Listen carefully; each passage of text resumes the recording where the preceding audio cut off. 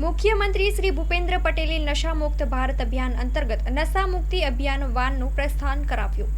મુખ્યમંત્રી શ્રી ભૂપેન્દ્ર પટેલે પ્રજાપતિ બ્રહ્માકુમારી ઈશ્વરીય વિશ્વવિદ્યાલય અને ભારત સરકારના સામાજિક ન્યાય તથા અધિકારિતા મંત્રાલય આયોજિત નશામુક્ત ભારત અભિયાનની સેવા યોજના વાનનું ગાંધીનગરથી પ્રસ્થાન કરાવ્યું હતું। તેમણે આ વાનને પ્રસ્થાન કરાવીને નશામુક્ત ભારત અભિયાનનો રાજ્યવ્યાપી શુભારંભ પણ કરાવ્યો હતો।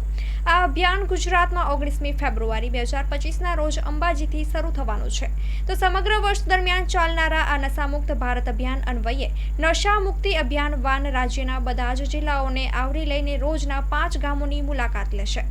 એટલું જ નહીં, આ ગામોમાં લોકોને નશામુક્તિની સમજણ આપીને નશો છોડાવવાની પ્રતિજ્ઞા કરાવશે। સાથોસાથ નશામુક્તિ માટે જનજાગૃતિ જગવાના સેમિનાર, વર્કશોપ અને રેલીનું પણ આયોજન કરવામાં આવશે।